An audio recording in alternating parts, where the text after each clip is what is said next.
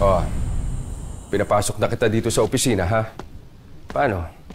Ang report sa akin doon sa labas, hindi ka daw kumakain. Namumutla ka, nahihilo. Bakit? Ano ba problema?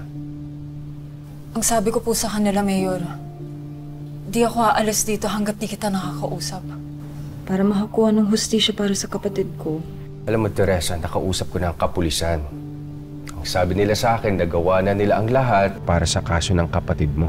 Kung nagawa na po nilang lahat, edi sana may lead na po yung kaso namin. Lahat po gagawin ko.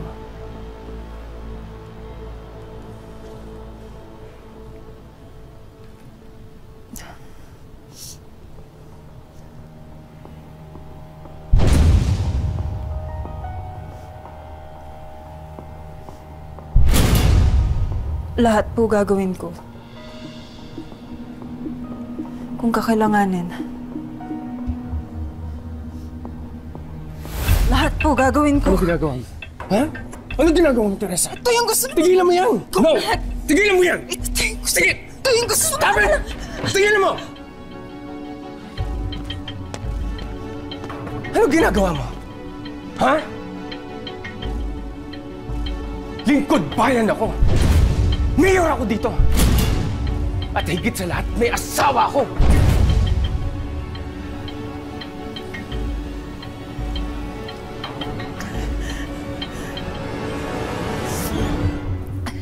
Pasensya na ho kayo. Nagugulo lang po talaga utak ko.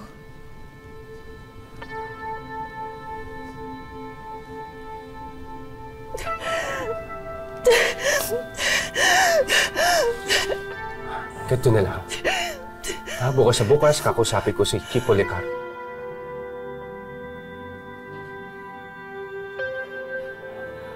Oh, huwag ka na umiyak.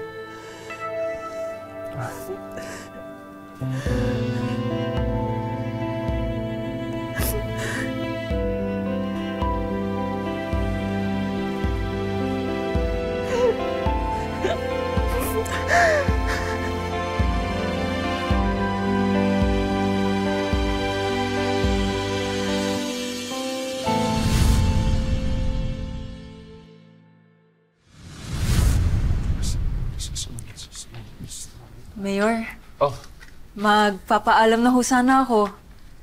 Gusto ko na rin ho sana humingi ng pasasalamat na binigyan niyo ho ako ng trabaho dito. Habang gumugulong pa ang kaso ng kapatid ko. Noon ho, aminado ho ako na medyo galit ho ako sa mga lalaki.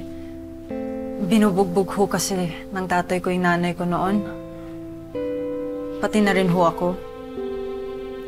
Pero nung nakilala ho kita, nag-iba na ho yung pananaw ko. ganun ba? Alam mo, ginagawa ko lang naman yung trabaho ko eh. Isa sa mga gusto ko yung nakapagbibigay ako ng hope sa kagaya mo. At dahil personal na kitang kakilala, syempre, gusto kong makabangon ka. Sayang ka eh. Talino, maganda. Kunting sipag pa malayo mararating mo. Mayor. Para sa inyo ho. Tubong paete ho kasi kami. At naging negosyo ho namin yan noon.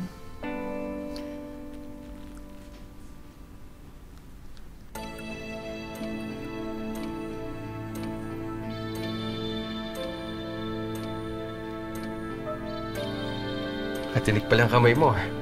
Maganda. Kaya mo, iingatan ko to. Paano? Ikaw na muna bahala rito Mauna na ako. Sige po. Salamat.